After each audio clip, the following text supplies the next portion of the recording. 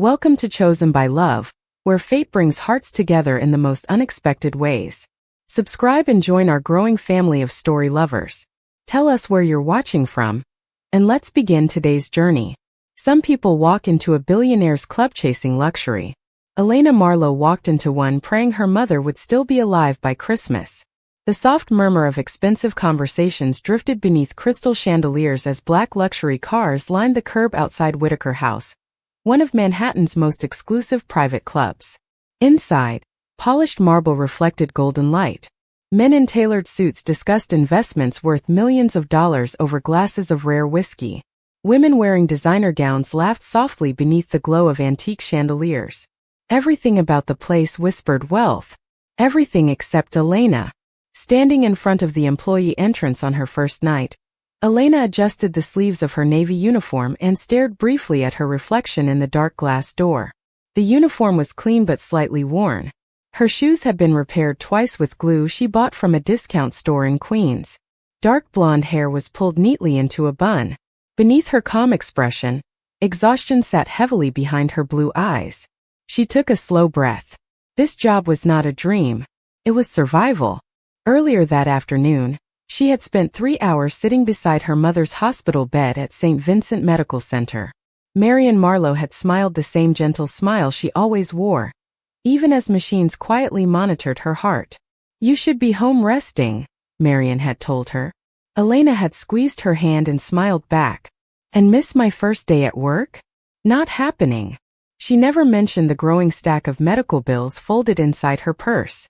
She never mentioned the fear that woke her every morning before sunrise. She never mentioned the number written on the latest estimate from the hospital. A number so large it made her stomach twist every time she looked at it. Instead, she kissed her mother's forehead and promised everything would be okay. Even though she had no idea how, the employee door opened behind her. "You planning to work tonight? Or just stand there?" a security guard asked with a grin. Elena laughed nervously and stepped inside. The club seemed even larger from within. Hallways stretched beneath soft lighting. Elegant artwork covered the walls. The scent of expensive cologne and polished wood floated through the air. A manager quickly handed her a tray and assigned her section. "Smile. Move fast. Stay professional," he instructed before disappearing into the crowd. Elena nodded. She had worked plenty of jobs before. Dines. Coffee shops, retail stores, but nothing like this. Within minutes she was moving between tables carrying drinks and appetizers while trying not to stare at the wealth surrounding her. One table spent more on a bottle of wine than she earned in an entire month. Another guest casually discussed purchasing a third vacation home in Aspen. Elena focused on her work. Head down. Keep moving. Keep smiling. Around 9 o'clock, an older VIP guest snapped his fingers at her from across the room. "Miss," he called impatiently. Elena hurried over. "Good evening, sir. What can I get for you?" The man glanced at her uniform and frowned. "You're new." "Yes, sir. It shows."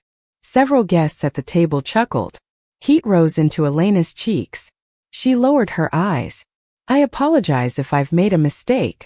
Just bring the drink and try not to spill it," he replied dismissively. The laughter continued. Elena nodded politely and walked away.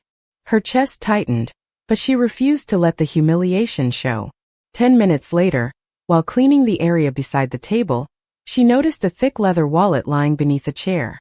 She picked it up immediately. One glance revealed several $100 bills inside. More cash than she had seen in months. For a brief moment she stared at it. Then she walked straight back to the owner. "Sir," she said quietly, "I think you dropped this." The man looked surprised. He opened the wallet and quickly checked the contents. Everything was there. Every dollar. Every card. His expression softened slightly. "Thank you," he muttered. Elena simply smiled. "You're welcome." Then she returned to work. What she didn't know was that high above the main floor, hidden behind a wall of dark glass overlooking the club, another pair of eyes had been watching the entire exchange. Callum Whitaker stood alone in a private observation suite, his hands resting in his pockets. At 38, the billionaire owner of Whitaker House rarely spent his evenings socializing with members anymore.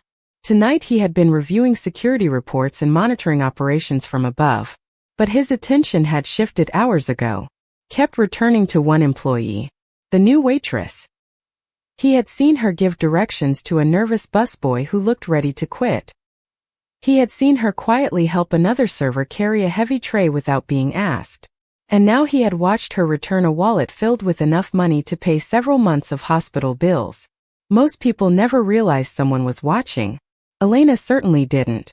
Callum's gaze followed her as she crossed the crowded room once more. Unlike many people who entered Whitaker House, she wasn't trying to impress anyone. She wasn't flirting for tips. She wasn't searching for shortcuts. She simply worked. Quietly. Relentlessly. As if something far more important than money was pushing her forward. For the first time all evening, the Billionaire CEO found himself curious. And without realizing it, he continued watching her long after everyone else had become invisible. The shift ended a little after 1 in the morning. By then, most of Manhattan had settled into silence, but Elena Marlowe still had another stop to make before she could think about sleep. She changed out of her uniform in the employee locker room, folded it carefully, and slipped the folded hospital estimate back into her purse. The paper was already creased from being opened too many times. $28,000. Every time she saw the number, her chest tightened. She zipped her coat, stepped into the cold night air, and headed toward the subway. The city lights reflected across wet pavement as taxis rushed past.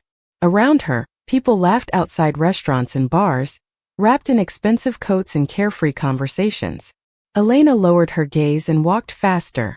Her world felt very different from theirs.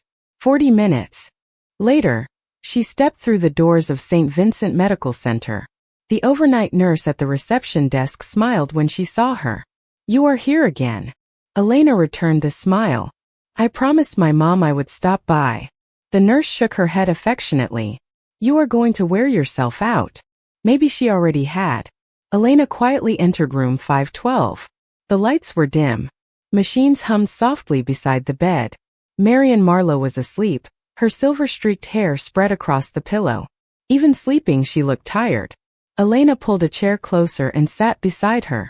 For several minutes, she simply watched her mother breathe. When she was younger, Marion had worked 2 jobs to keep a roof over their heads after Elena's father left. She never complained, never asked for sympathy. Somehow she always found a way forward. Now it was Elena's turn. Her fingers slipped into her purse and found the small pearl hair clip she always carried.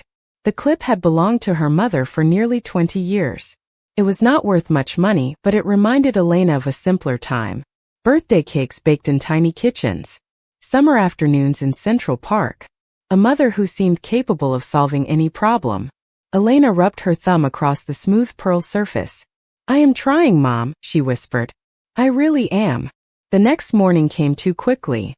After barely 4 hours of sleep in her small Queens apartment, Elena was already working another shift at a neighborhood laundromat. Rows of machines rattled around her as customers came and went. The work was repetitive, but she welcomed the distraction. Kept her from thinking too much. Around noon, her phone buzzed. The caller ID displayed the hospital's number.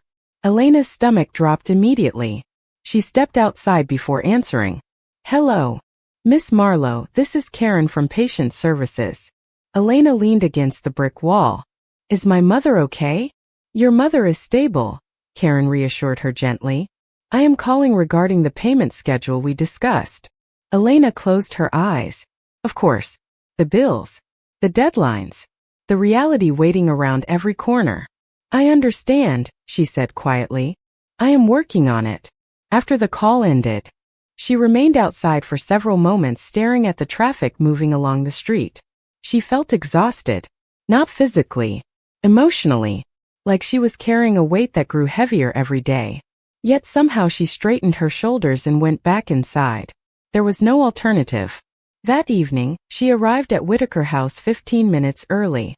While other employees chatted near the service station, Elena reviewed her notes for the night and organized her section. A new server named Rachel struggled to balance a tray loaded with glasses. Before anyone else noticed, Elena stepped forward and helped steady it. "Thank you," Rachel sighed. "I thought I was about to drop everything." Elena smiled. First week. Rachel nodded. Is it that obvious? A little. They both laughed. The manager walked past without acknowledging either of them. Elena did not seem to mind. Across the room, hidden behind dark observation glass, Callum Whitaker reviewed reports on a tablet. Yet his attention drifted when he noticed the familiar blonde waitress helping another employee. Again, the same pattern repeated throughout the evening. Elena stayed late to help clear tables. She covered for a coworker who needed a break. She quietly gave half of her employee meal to an older dishwasher who admitted he had skipped lunch. None of it appeared performative. None of it looked calculated. She behaved the same way whether people noticed or not. Callum found himself setting the tablet aside. Most people revealed their character when they believed no one important was watching. Elena revealed hers every night. As midnight approached, she slipped briefly into a quiet supply room and sat alone for less than 2 minutes. She removed a folded paper from her purse and stared at it. The hospital estimate. Callum could not see the numbers, but he saw the expression on her face. The forced smile disappeared. Worry took its place. Real worry. The kind that follows someone long after work ends. Then, just as quickly, she folded the paper, tucked it away, stood up, and returned to the floor wearing the same determined smile. Watching from above, Callum felt something unexpected. Curiosity was becoming concern. And concern was becoming something far more difficult to ignore. 3 weeks passed, and without realizing it, Callum Whitaker had developed a routine. Every evening before members began filling the club, he reviewed financial reports, approved contracts, attended meetings, and handled responsibilities that affected thousands of employees across the country. Yet no matter how busy the day became, sometime after 8 o'clock his attention inevitably drifted toward the main floor of Whitaker House. It annoyed him at first. He was not a man easily distracted. He built an empire by focusing on numbers, strategy, and discipline. People rarely surprised him anymore. Most wanted something. Money, access, influence, opportunities. After years of dealing with executives, investors, and social elites, Callum had become skilled at reading motives. But Elena Marlowe refused to fit into any category he understood. One evening, as he watched from the observation suite, he noticed a wealthy member accidentally leave a designer shopping bag beside his table. The bag remained there for nearly 20 minutes before Elena spotted it. Without hesitation, she secured it behind the service counter and spent the next hour trying to locate its owner. She could have ignored it. She could have assumed someone else would handle it. Instead, she treated a stranger's property with the same care she wished someone would show her own life. Later that night, another employee accidentally dropped a tray, sending glasses crashing across the floor. The manager immediately began criticizing the young server in front of everyone. The girl looked seconds away from tears. Before the situation could worsen, Elena quietly stepped beside her. "It was partly my fault," she said. "I should have helped carry the extra glasses." It was not true. Callum knew it was not true because he had seen the security footage. Yet Elena accepted part of the blame anyway, allowing the embarrassed server to regain her composure. The manager softened his tone and walked away. The young employee whispered a grateful thank you. Elena simply smiled and returned to work. That moment stayed with Callum long. After the shift ended, the following evening, curiosity pushed him further than usual. Instead of remaining in the observation suite, he asked one of his senior managers for a personnel file. A few minutes later, Elena's employment application sat on his desk. The information was surprisingly sparse. 26 years old. Resident of Queens. Previous jobs included a laundromat, a diner, and a bookstore. No criminal record. No disciplinary history. No social connections to influential members. Nothing remarkable. Yet the most important details were not written anywhere in the file. There was no section explaining why she looked exhausted every morning. No section explaining the folded paper she carried everywhere.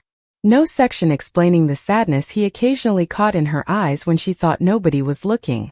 Near midnight, Callum left the observation suite and walked through a private hallway that overlooked the employee break room. Through a narrow glass panel, he spotted Elena sitting alone during a short break. For several moments she studied the familiar hospital estimate.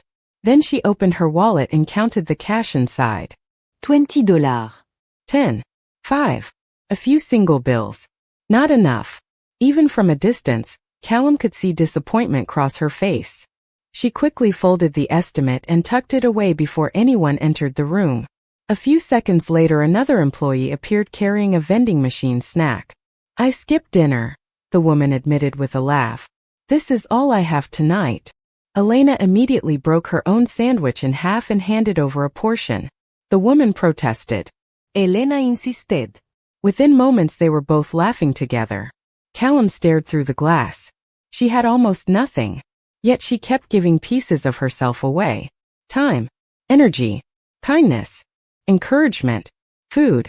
It made no sense to him. Most people became protective when life treated them unfairly. Elena became more generous. As he walked back toward his private office, an unfamiliar thought followed him. He wanted to know her story. Not as an employer. Not as a billionaire. Just as a man trying to understand why one exhausted waitress seemed stronger than people who possessed infinitely more than she did. The next evening, Callum made a decision he rarely made. He would stop watching from a distance. If he wanted answers, he would have to meet Elena Marlowe himself. But when he did, it would not be as the owner of Whitaker House. It would be as someone she believed was completely ordinary. The following night, Elena arrived at Whitaker House expecting another exhausting shift. The city had been soaked by a steady autumn rain all afternoon, and damp umbrellas crowded the entrance as members arrived one after another. She tied her apron, checked her section assignments, and immediately threw herself into work. For the first few hours, nothing seemed unusual. Drinks were delivered. Orders were taken. Conversations filled the room with the familiar hum of wealth and ambition. Then, shortly after 9 o'clock, a man she had never seen before entered the club. At first glance, he looked completely out of place. His dark jacket was simple. His shoes showed signs of wear. There was no expensive watch on his wrist. No entourage followed behind him. While most members carried themselves with polished confidence, this man seemed almost uncomfortable walking through the room. Elena noticed him only because he chose a quiet seat at the far end of her section and spent several minutes staring at the menu without ordering anything. Eventually she approached with a polite smile. "Good evening. Can I get you something?" The man looked up.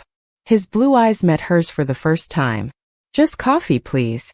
His voice was calm and unassuming. "Of course." She returned a few minutes later with a fresh cup. "Anything else?" He hesitated. "Actually, there might be a problem." Elena immediately assumed something was wrong with the order. "What is it?" The man glanced down at the table. "I seem to have forgotten my wallet." Embarrassment crossed his face. "I can pay later if that is allowed." Elena blinked. Most people in the club would have called an assistant. Others would have demanded special treatment. But this man looked genuinely uncomfortable. "It is only coffee," she said. "Do not worry about it." He shook his head. "I should worry about it. People should pay for what they order." Elena smiled softly. "Then consider it my treat." The man stared at her as if surprised by the answer. "You do not even know me." "No," she admitted. "But everyone needs a little help sometimes." For a moment he said nothing. Then a small smile appeared. "Thank you." After she walked away, the man continued watching her from a distance. Of course, Elena had no idea that the stranger sitting alone was actually Callum Whitaker. The billionaire CEO had deliberately left behind every visible symbol of wealth before entering his own club. No executive suite. No security team. No private entrance. Tonight he wanted to see how Elena treated someone she believed had nothing to offer her. The answer arrived faster than he expected. Near closing time, Callum noticed Elena standing alone near the employee station studying a folded paper. The familiar hospital estimate. Even from across the room he recognized it. Her shoulders slumped slightly before she tucked the document away and returned to work. When the last guests began leaving, Callum walked toward the exit. On his way out he passed Elena once more. "Thank you again for the coffee," he said. "You really did not have to do that." Elena shrugged lightly. "It was $5. $5 can mean a lot depending on who is holding it." Something about his answer made her pause. She laughed softly. "That is true. Outside, rain tapped gently against the windows. Neither moved immediately. "I am Cal, by the way," he said, offering his hand. Elena shook it. Elena. "Nice to meet you, Elena."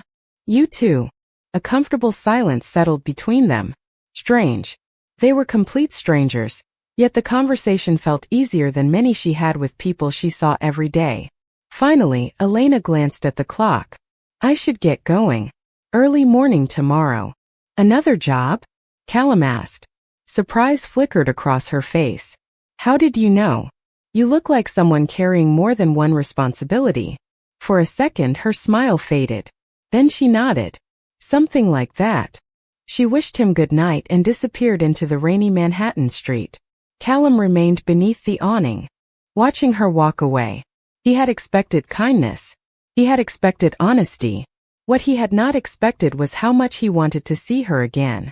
And for the first time in a very long while, the billionaire found himself looking forward to tomorrow night. Over the next 2 weeks, seeing Cal became part of Elena's routine in a way she never expected. He appeared at Whitaker House 3 or 4 nights a week, always choosing the same quiet corner table, always ordering coffee, and always staying long enough for a short conversation before she headed home. At first their exchanges lasted only a few minutes, then 10, then 20. Somehow, without either of them planning it, the conversations became the part of her shift she looked forward to most. One rainy Thursday evening, Elena arrived looking more exhausted than usual. The laundromat had been short-staffed all day, and she had spent the afternoon helping her mother complete insurance paperwork that seemed designed to confuse ordinary people. By the time she reached the club, her head ached and her feet hurt. Yet when she spotted Cal sitting at his usual table, she felt herself smile. "Long day?" he asked as she set down his coffee. Elena laughed softly. "Is it that obvious?" "Only because you forgot the sugar packets." She looked down at the tray and groaned. "That bad, huh?" "Maybe a little." For the first time in days she laughed without forcing it. Later that night, when business slowed, Cal gestured toward the empty chair across from him. "Sit for a minute. I could get in trouble." "For resting 60 seconds?"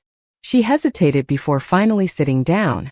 The club around them hummed with distant conversations and soft piano music. For a moment neither spoke. Then Cal asked, "What would you do if money was not a problem?" Elena blinked. "That is random. Humor me." She considered the question. "I would open a restaurant." "A restaurant?" "A small one." Her eyes brightened as she spoke. "Nothing fancy. No dress code. No VIP section. Just a place where people feel welcome." "That sounds surprisingly specific." "Because I have been thinking about it for years." She smiled. "My mom always says food tastes better when people feel seen." Cal studied her expression. She looked completely different when discussing her dreams. Lighter. Hopeful. "And you?" she asked. "What would you do?" The question caught him off guard. Very few people ever asked about his dreams. Most assumed a billionaire already had everything. "I am not sure," he admitted. "There was a time when I thought success would solve everything." "And did it?" Elena asked quietly. Callum glanced toward the rain-covered windows. Images surfaced that he rarely allowed himself to revisit.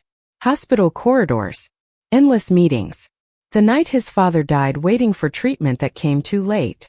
"No," he finally answered. "Some things cannot be fixed by money." Elena noticed the sadness in his eyes and chose not to push further. Instead, she nodded gently. "I think I understand that." Another evening, they found themselves talking about family. Elena shared stories about her mother teaching her how to bake cinnamon rolls on Sunday mornings. She described Christmases when they could not afford expensive gifts, but somehow still managed to create happy memories. Callum listened more than he spoke. The warmth in her stories stirred something inside him, a longing he had ignored for years. Before leaving that night, Elena reached into her purse to grab her subway card. As she did, the small pearl hair clip slipped onto the table. Cal picked it up carefully. "This looks important." Elena smiled immediately. "It is." She took the clip and turned it over in her hand. "It belonged to my mother." "You carry it everywhere?" "Every day." Her voice softened. "Whenever things get difficult, It reminds me who I am fighting for. The answer stayed with Callum long after she left. As he watched her disappear into the Manhattan night, he realized something had changed. He was no longer meeting Elena because he was curious. He was no longer sitting at that table because he wanted answers. Somewhere between coffee, late-night conversations, and quiet moments of honesty, he had begun caring about her in a way he had not cared about anyone in years. The problem was that every conversation brought him closer to her while simultaneously bringing him closer to a truth he was still hiding. Everything changed on a Tuesday night. Elena sensed it the moment she arrived at Whitaker House. The atmosphere felt different, tighter. Conversations stopped when certain managers walked by. Employees exchanged nervous glances. Something was wrong, although nobody seemed willing to explain what it was. Elena pushed the feeling aside and focused on work. She had bigger concerns. Earlier that morning, one of her mother's doctors had informed her that the surgery could not be postponed much longer.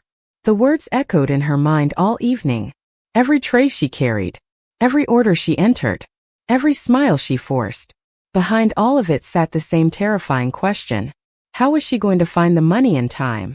Around 10 o'clock, Cal arrived. As always, he chose the same table.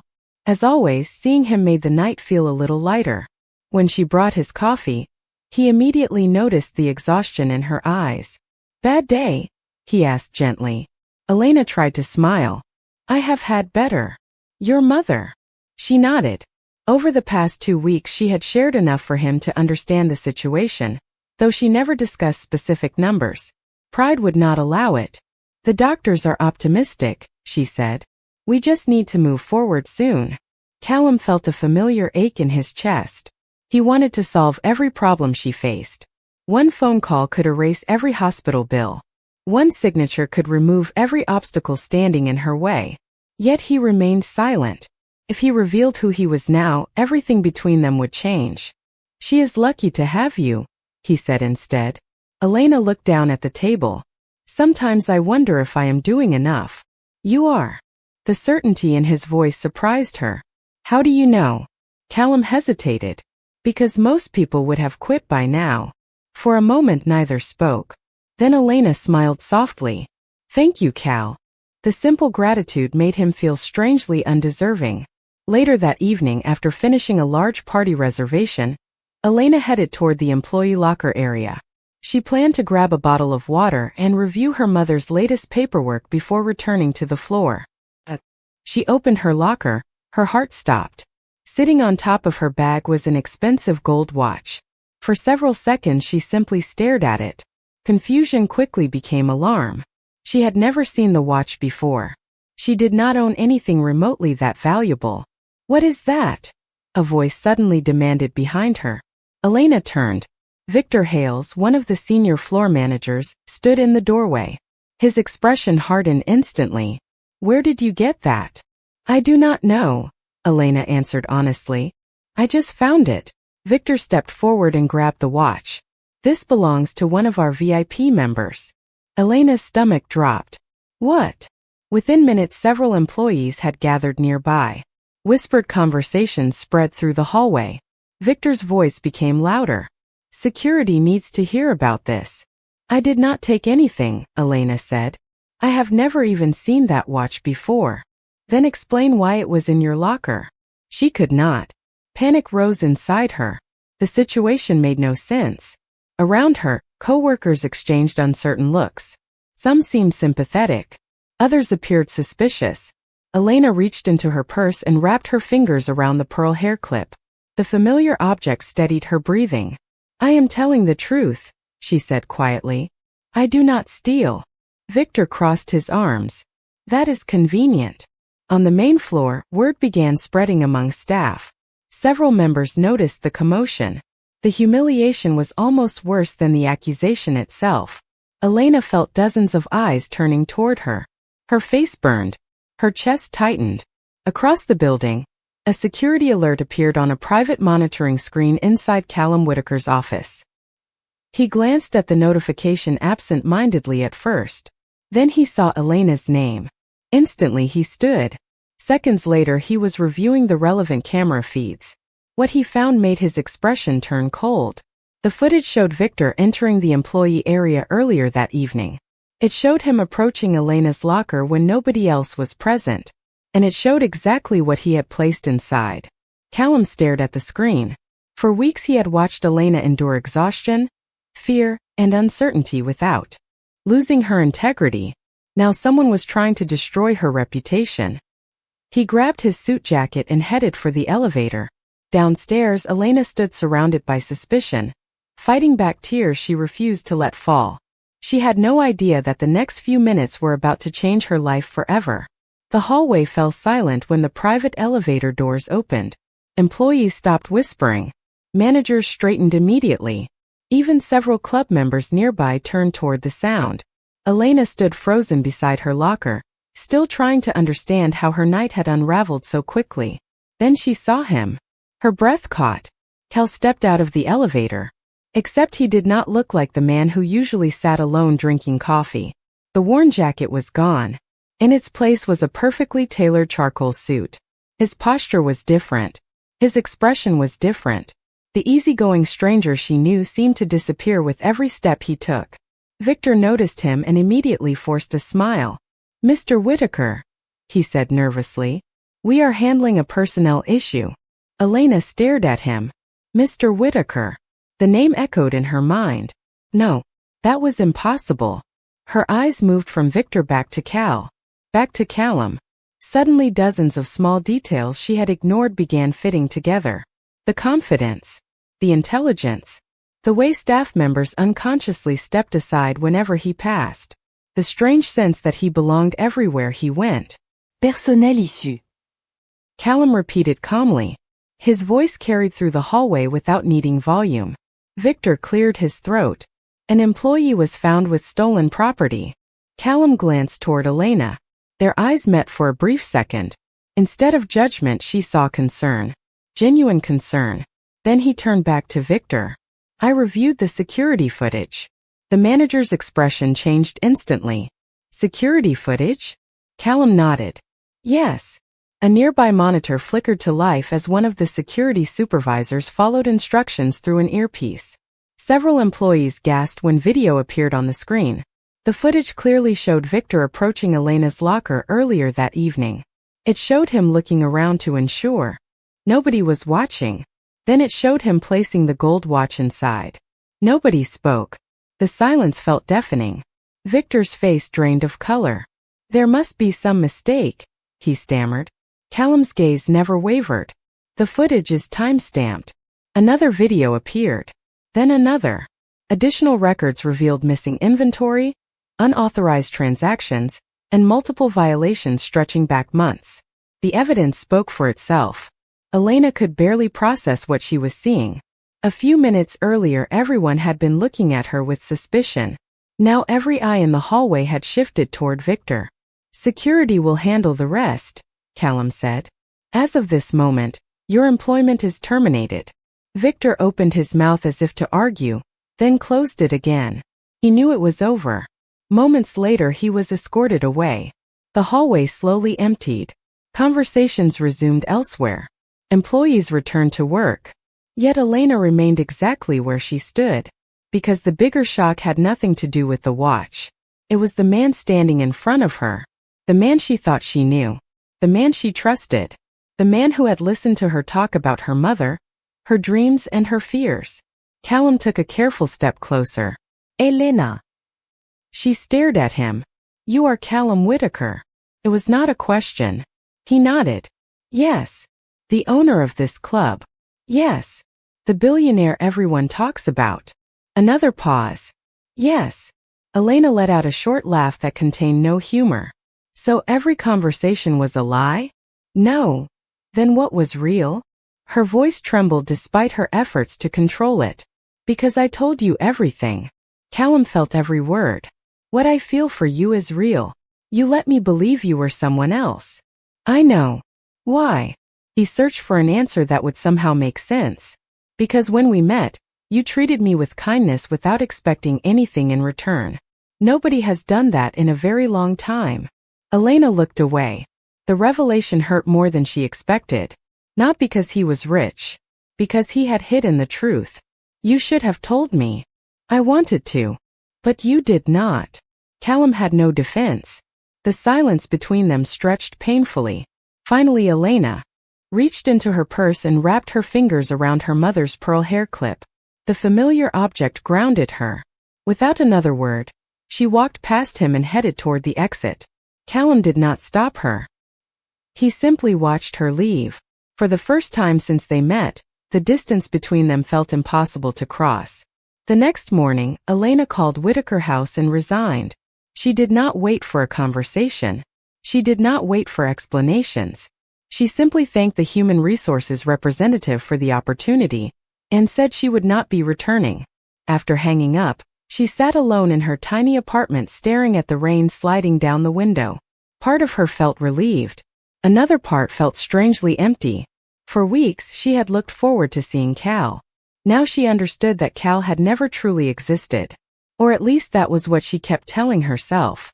The days that followed were some of the hardest she had experienced in months. Without the income from the club, the financial pressure became even heavier. She picked up additional hours at the laundromat and accepted weekend shifts helping at a neighborhood bakery. Every spare dollar went toward her mother's care.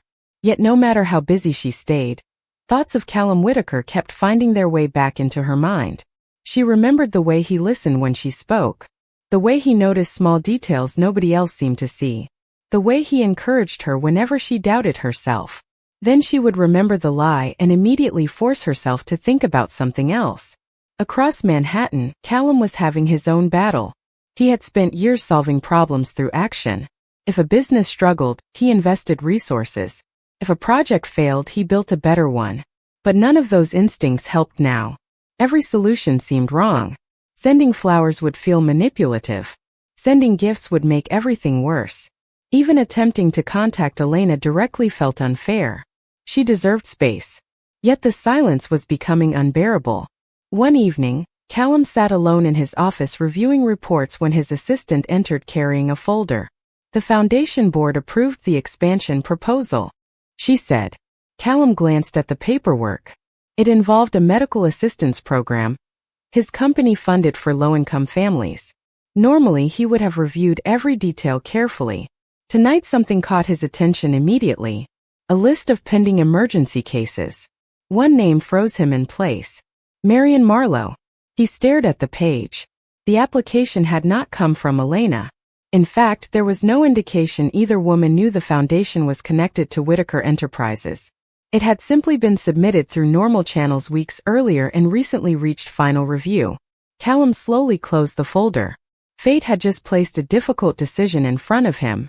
The following afternoon, Elena arrived at St. Vincent Medical Center carrying a bag of groceries and a forced smile. The moment she stepped into her mother's room, she sensed something was different. Marion looked happier than she had in weeks. What happened? Elena asked immediately. Her mother smiled. A wonderful thing. Confused, Elena set the groceries down. What are you talking about? Marion handed her a document from the bedside table. Elena scanned the page once. Then again. Then a third time because she could not believe what she was reading. The outstanding balance for the surgery had been approved through a charitable medical assistance fund. The procedure was fully covered. Every penny. Her hands trembled. This cannot be real. Apparently it is, Marion said softly. Elena sank into the chair beside the bed. Relief crashed over her so suddenly that tears filled her eyes. For months she had carried the weight of an impossible number. For months she had wondered how she would save her mother. Now somehow the obstacle had disappeared. But even in that moment of relief, a question remained. Who had made this happen? 2 days later, that question received an answer. Waiting outside the hospital after visiting hours ended was a familiar figure in a charcoal coat. Callum stood beside the entrance, hands in his pockets, uncertainty written across his face. Elena stopped walking. Neither spoke for several seconds. Finally she looked at him and asked the question she already knew the answer to. It was you, was it not? Elena stood motionless beneath the hospital entrance lights as evening traffic moved through Manhattan behind them. The question lingered in the cold air between them. It was you, was it not? Callum looked at her for several seconds before answering. Not exactly. Elena frowned. What does that mean? He took a slow breath. Your mother's application was already in the system. She qualified for assistance through the Whitaker Medical Foundation weeks ago. The review board approved it based on need and eligibility. But you knew. Yes. And you could have influenced the decision. I could have. His voice remained steady. But I did not. Elena searched his face, looking for signs that he was hiding something. Instead she found only honesty. Why? Callum gave a small sad smile. Because if I helped only because I cared about you, then I would be doing exactly what you accused me of doing. She looked down. The memory of their last conversation still stung. I never wanted you to feel like your mother was a project or a favor. For a long moment neither spoke. Then Elena asked quietly, "Why are you here?" The answer came immediately. Because losing you hurts more than I expected. The honesty caught her off guard. Callum glanced toward the hospital behind her. I spent weeks pretending to be someone else because I was tired of people seeing my name before they saw me. But somewhere along the way I forgot that trust matters more than comfort. Elena listened without interrupting. You deserved the truth, he continued. And I should have given it to you. The apology felt different from the others she had imagined during sleepless nights. There were no excuses. No attempts to justify his choices. Just accountability. For the first time since discovering who he really was, Elena saw both versions of him at once. The billionaire standing in front of her, and the man who listened to her dreams over coffee. Maybe they had never been separate people after all. Over the following weeks, life slowly began moving forward. Marion's surgery was successful. Recovery took time, but each day brought improvement. Elena visited. Constantly, often arriving with homemade soup and stories from work. Because despite resigning from Whitaker House, she had not remained unemployed for long. A month after the surgery, she received an unexpected invitation from the Whitaker Medical Foundation. The organization was launching a new community initiative designed to support families facing medical hardship. They wanted someone who understood those struggles firsthand. Someone who could connect with people beyond statistics and paperwork. The position came with a modest office, a fair salary, and an opportunity to help others experiencing the same fears she once carried alone. Elena accepted. At first she and Callum kept their interactions professional. Meetings, community events, planning sessions. But trust, once rebuilt honestly, began growing again. This time there were no hidden identities. No disguises. No secrets. One afternoon, while reviewing proposals for a new family support center, Elena noticed a familiar object displayed inside a glass case near the foundation lobby. Her breath caught immediately. Inside the case sat a folded hospital estimate. Beside it rested a small pearl hair clip. She turned toward Callum in surprise. How did you get that? He smiled. Your mother helped. Elena stared at the display. A plaque beneath it read, Every family deserves hope before they receive a bill. Tears filled her eyes. You kept it. Because it reminds me why this work matters. Several months later, the foundation opened a new community kitchen attached to the support center. Families visiting loved ones in nearby hospitals could receive free meals, counseling resources, and temporary assistance. Above the entrance hung a simple sign, Marlowe House. Elena stood staring at it while guests gathered around them during the dedication ceremony. You named it after my family? She asked softly. Your family inspired it. Callum answered.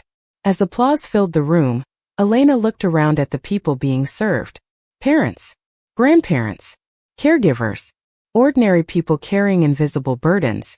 For the first time she saw the full picture. Wealth had built the building, but compassion gave it purpose. Later that evening, after the crowd dispersed, Callum led her onto the rooftop terrace overlooking the city skyline. The lights stretched endlessly across Manhattan. The same city that had once felt overwhelming now looked full of possibility. There is one more thing, Callum said. Elena laughed softly. There is always one more thing with you. He smiled and reached into his pocket. When he spoke again, his voice carried none of the confidence that usually defined him. You once told me your mother believed people should feel seen. Elena nodded. She did. You saw me when I least deserved it. He paused. And you changed my life. The ring he held was elegant but simple. Nothing extravagant. Nothing designed to impress. Just a promise. "Elena Marlowe," he said gently, "will you marry me?" Tears blurred her vision. Not because of the ring. Not because of the city.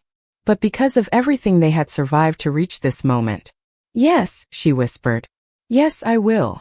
Months later, surrounded by family, friends, hospital staff, and foundation volunteers, they exchanged vows beneath the sign that carried her family name. And as Elena looked around at the life they had built together, she realized something beautiful. The greatest gift Callum Whitaker ever gave her was never money, influence, or opportunity. It was the chance to build a future where kindness mattered more than status, where honesty mattered more than appearances, and where love finally arrived after both of them learned how to tell the truth.